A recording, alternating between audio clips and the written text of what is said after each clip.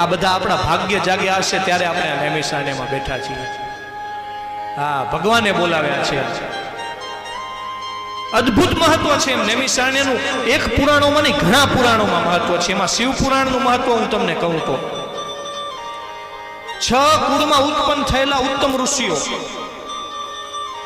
આ નૈમિષારણ્યમાં જ્ઞાન, જે આપણે કહીને 88,000 ઋષિ મુનિઓ જ્ઞાન યજ્ઞ કર્યો, એના પહેલા એ લોકોએ પ્રયાગરાજમાં જ્ઞાન સત્રનું આયોજન કર્યું. 6 કુળના ઉત્તમ ઋષિઓ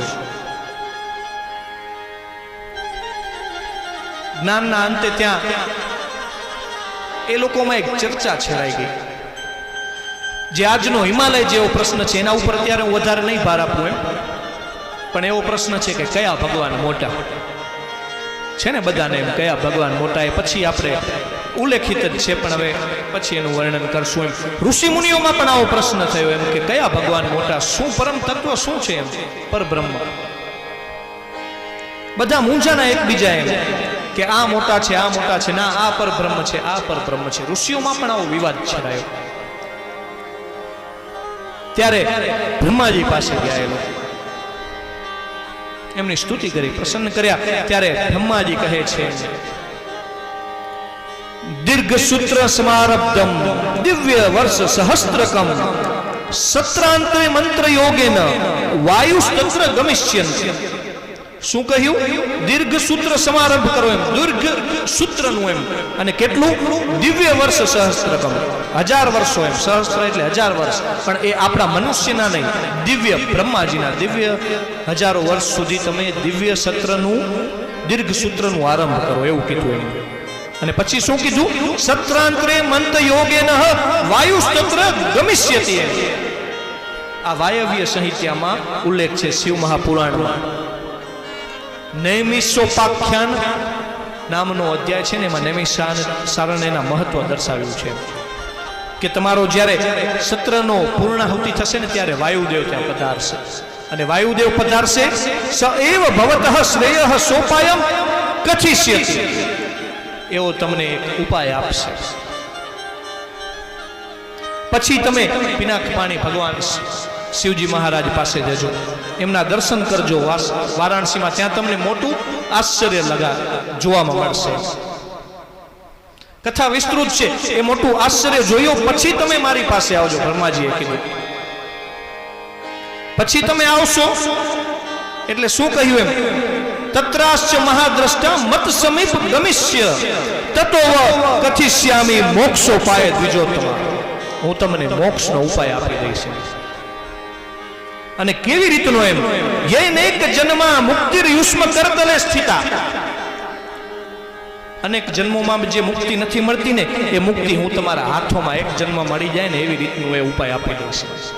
બ્રહ્માજીએ કીધું એતન મનોમય ચક્રમ મયા સૃષ્ટા વિસૃજ્યતે યત્રાસ્ય શિર્યતે નેમિ સદેશસ્ત પસર્સ સુપર. શું કહ્યું બ્રહ્માજીએ? કે મારા આ મનમાંથી મનોજ ઉત્પન્ન જે આ મનોમય ચક્ર, એટલે કે આપણું આ ચક્ર તીર્થ, આ ચક્ર હું મૂકું છું, અને જે જગ્યાએ આ ચક્રના નેમી ક્ષીણ થઈ જાય તે જગ્યાએ તમે જજો, કારણ કે એ જગ્યામાં કળિયુગનો સ્પર્શ નહીં હોય. આ બ્રહ્માજીએ કહેલું છે. મને ત્યાં જઈને તમે પછી છે ને દીર્ઘ સત્રનું આયોજન કરો. કળિયુગનો સ્પર્શ આજે પણ નૈમિષારણ્યમાં નથી. તમને અનુભવ થશે, જોશો તો તમને એમ લાગશે કે આજે કેટલો વિકસિત પ્રદેશ છે ચારે બાજુ, પણ નૈમિષારણ્ય આપણને એમ લાગે કે કેમ હજી જાણે પછાત નથી. ભગવાનની કૃપાથી આપણી સંસ્કૃતિથી જોડાયેલું છે નૈમિષારણ્ય. અને ધન્યવાદ બાપુ કે તમે અહીંયા આશ્રમ કરો છો. બાપુના સંપર્કમાં રહેજો. ક્યારે પણ ગુજરાતી પ્રજાને આવવું હોય તો બાપુને ગુજરાતી આશ્રમ અહીંયા તમને સરળતાથી ઉપલબ્ધ થઈ જશે. આવી મહેનત કરે એ ખરેખર સારું કહેવાય. કારણ કે નૈમિષારણ્યમાં પણ 2 વખત હરિદ્વાર જાઓ તો 1 વખત આવો. આગળ હજી તમને કહીશ ને પછી તમે એમ કહેશો કે મહારાજે કીધું ને એ જ કરવું છે હવે તો નૈમિષારણ્યમાં. આ બ્રહ્માજીએ કીધું એમ કે આ સુંદર ચક્ર મનોહર શિલાખંડોથી યુક્ત અને નિર્મળ તથા સ્વાદિષ્ટ જળથી પરિપૂર્ણ કોઈ વનમાં પડ્યું. ઈ આ વન નૈમિષારણ્ય. અરણ્ય એટલે વન, નૈમિષ એટલે ચક્ર. નૈમિષારણ્ય એવી રીતના. અને આ નૈમિષારણ્યમાં શું છે મહત્વ? તદ્વનમ તેન વિખ્યાતમ નૈમિષમ મુનિ પૂજિતમ અનેક યક્ષ ગંધર્વ વિદ્યાધર સમાકુલમ. મુનિઓ દ્વારા પૂજિત છે આ વન. યક્ષો અને ગંધર્વો અને વિદ્યાધરો અહીંયા કને હંમેશા નિવાસ કરે છે. પ્રજાપતિઓ અહીંયા યજ્ઞ કરે છે. શાસ્ત્રાર્થ, શબ્દશાસ્ત્ર, ન્યાયશાસ્ત્રના જ્ઞાતા વિદ્વાન મહર્ષિઓએ પણ અહીંયા અનુષ્ઠાન કરે છે. ખૂબ સુંદર વર્ણન છે પદ્મ પુરાણનું. પદ્મ પુરાણ ક્યારેક